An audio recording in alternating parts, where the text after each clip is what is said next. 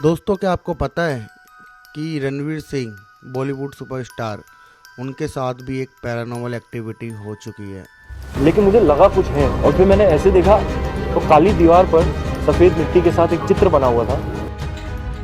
उन्होंने ये बात खुद बताई है। जब बाजीराव मस्तानी रिलीज़ हुई थी तो उनसे एक इंटरव्यू में पूछा था, तो उन्होंने ये बात खुद बताई थी कि उनके साथ ये चीज़ हो चुकी है। और उन्होंने ये भी बताई थी कि वो इन बातों पर विश्वास नहीं करते थे। और मुझे लगा कि मैं थोड़ा फ्रीक आउट हो गया कि मुझे लगा कि कुछ अपने सेट पे ना कुछ प्रेजेंस है और मैं इन चीज़ों को मारता नहीं हूँ, लेकिन मुझे लगा कुछ है और फिर मैंने ऐसे देखा।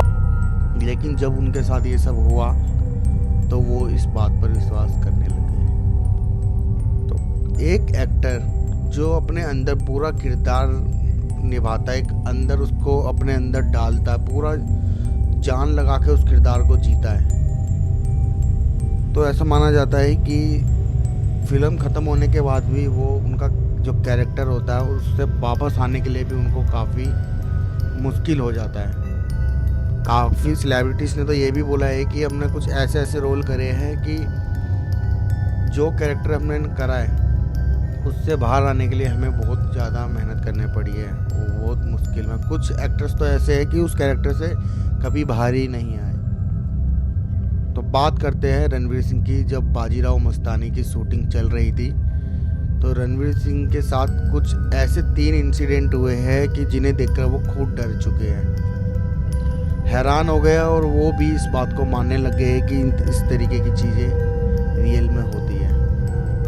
पहला, जब बाजीराव मस्तानी की जब शूटिंग चल रही थी, पूरा सेट लगा होता और सारी क्रू टीम जो थी वो सब तैयार बैठी हुई थी। जब बाजीराव मस्तानी के वो स्क्रिप्ट याद कर रहे थे एक रूम में, तो वो बताते हैं कि उनको ना एक अलग सी दुर्गंध, एक खुशबू कह लो या तो एक इत्र जैसी खुशबू आई, जैसे जो पुराने राजपूत योद्धा लगाते थे। एक ऐसी खुशबू, एक बोलते हैं ना रिच फ्रेगनेंस, रईसों वाली, एक अलग ही एक ऐसी उनको एक फ्रेगनेंस आई। तो उन्होंने देखा कि रूम में सन्नाटा है, बस वही अपनी स्क्रिप्ट याद कर रहे थे। उन्होंने हर जगह देखा कि कोई भी नहीं था, कुछ ऐसी चीज़ भी नहीं रखी थी। होता है ना कि फ्लावर्स रखे हैं, उससे उधर से महक आ सकती है, या कुछ ऐसी चीज़ रखी है कि वहाँ से खुशबू आने के चांसेस होते हैं।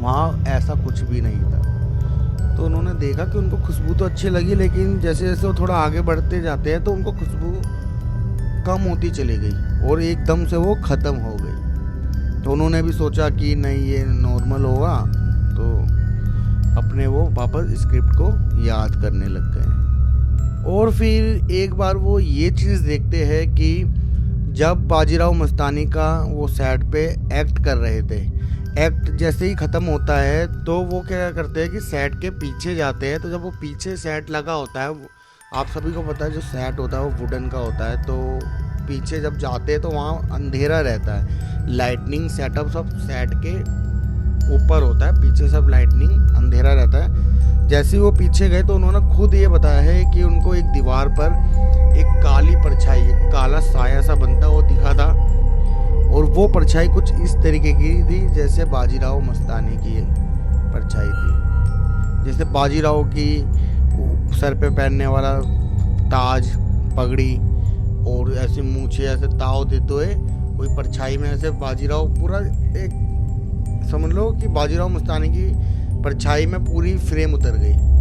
उन्होंने जैसे उनको देखा और वो जैसी फ़ोटो कैप्चर वगैरह करते तभी वो धूल में परछाई ख़त्म हो जाती है। इसको देख के वो काफ़ी डर चुके थे। और तीसरा वाला तो उनके साथ इतना ख़तरनाक हुआ कि वो अभी भी उस बात को सोचकर थोड़ा सा डर से जाते हैं। तीसरा ये था कि जब बाजीराव मस्तानी का एक्ट चल रहा था, जब वो डायलॉग कर रहे थे, तो उनकी ये चीज़ उनके क्रू की टीम ने नोटिस किया। जब वो डायलॉग करते थे, उनके डायलॉग इतने इंटेंस होते थे, उनका गुस्सा और उनका बोलने का तरीका, एक्सप्रेशन इतने इंटेंस होते थे कि लगता नहीं था कि ये खुद ये एक्ट कर रहे हैं।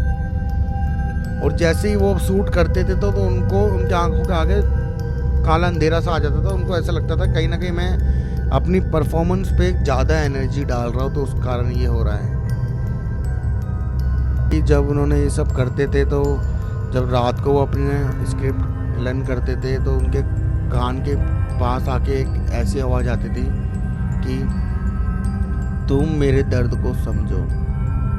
मतलब कि उनको ऐसा लगा कि बाजीराव उनके कान में आके यही कह रहे हैं कि तुम मेरे दर्द को समझो, मतलब मेरा एक्ट तुम जियो जो एक योद्धा जीता है।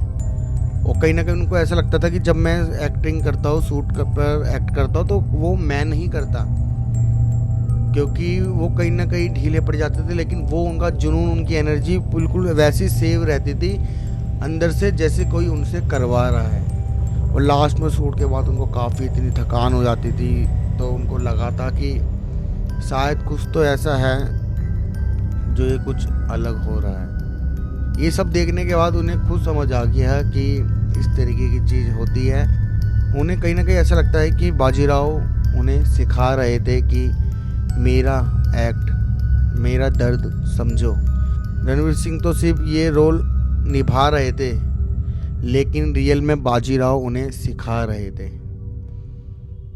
ये कोई फेक स्टोरी नहीं है, ये रियल इंसिडेंट है जो रणवीर सिंह ने एक इंटरव्यू में कहा था, और आप भी सुन सकते हो।